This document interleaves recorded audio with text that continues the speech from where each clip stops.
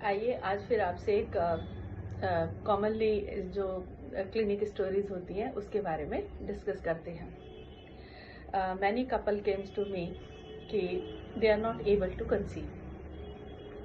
अब क्या होता है, 25-26 साल से उनकी शादियां हो जाती हैं। उसके बाद कई साल उन्हें लगते हैं एक दूसरे को एक दूसरे के साथ कंफर्टेबल होने में, एक्टिव सेक्स लाइफ होने में और एक दूसरे को जानने पहचानने में। तो वो एक्चुअली वो कंप्लेंट कर रहे होते हैं कि we are not at all mentally prepare to be parents. Okay, उसके बाद क्या हो गया, कई साल निकल गए, ठीक है। अब उसके बाद अब वो 25-26 से अब वो आ गए हैं 33-34 पर। अभी भी वो मेंटली प्रिपेयर नहीं है, अभी भी वो उसी डायलेमा में है कि हमें कंसीव करना है या नहीं करना है। लेकिन सोशल प्रेशर की वजह से, पेरेंट्स के प्रेशर की वजह से, उधर से इन लॉज के प्रेशर की वजह से, फिर जब आप अपने ऑफिस में जाते हैं, कोलीग्स भी पूछने लगते हैं क्या हुआ, क्या गुड न्यूज है, क्या गुड न्यूज है, क्या गुड न्यूज है। उसी प्रेशर में वो क्या करते हैं, डॉक्टर्स के पास जाना शुरू करते हैं। उनके टेस्ट होने शुरू होते हैं, उनकी काउंसलिंग होनी शुरू होती है, सब कुछ होता है। उनकी फाइलों के मतलब वजन जो है वो बढ़ता ही चला जाता है। उनके पास बहुत सारा गट्ठर होता है, हमने ये टेस्ट करा लिया, हमने ये करा लिया, डॉक्टर्स ने हमें ये वो किया। उसके बावजूद भी वो कंसीव नहीं कर पाते हैं और वो फिर एक और नए डॉक्टर के पास जाते हैं। एक्चुअली वो शॉपिंग करते रहते हैं, टाइम पास होता रहता है, शॉपिंग चलती रहती है। कभी किसी डॉक्टर के पास चले गए, कभी किसी डॉक्टर के, किसी ने बता दिया उधर स्पेशलिस्ट के पास जाओ, फिर किसी ने बता दिया किधर जाते हैं, फिर गूगल पे सर्च करते हैं, फिर और फ्रेंड्स के साथ कंसल्ट करते हैं। तो दिखाने के लिए तो वो ये कर रहे हैं कि हम बहुत कोशिश कर रहे हैं कंसीव करने की, बट हम कंसीव नहीं कर पा रहे हैं।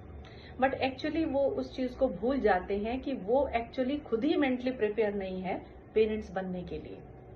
अभी भी उनके दिमाग में यही चलता रहता है, हमें कंसीव करना है या नहीं करना है, हमें रिस्पॉन्सिबिलिटी लेनी है या नहीं लेनी है, हम उस बात के लिए मेंटली प्रिपेयर हैं भी या नहीं है। तो एक्चुअली उन्हें लगता है कि जैसे जैसे हम प्लानिंग करते चले जाएंगे वैसे वैसे होता चला जाएगा, लेकिन ऐसा होता नहीं है।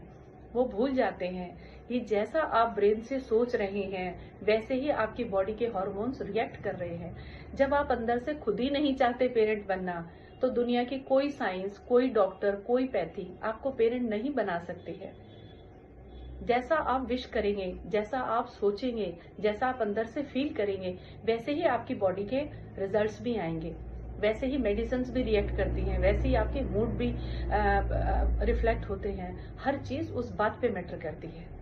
तो मैं उन्हें यही समझाती हूँ कि पहले आप मेंटली प्रिपेयर हो जाइए और एक दूसरे को धोखे में मत रखिए। एक चाहता है, एक नहीं चाहता, एक चाहता है, एक नहीं चाहता। एक दूसरे को चीट मत कीजिए, एक दूसरे को धोखा मत दीजिए।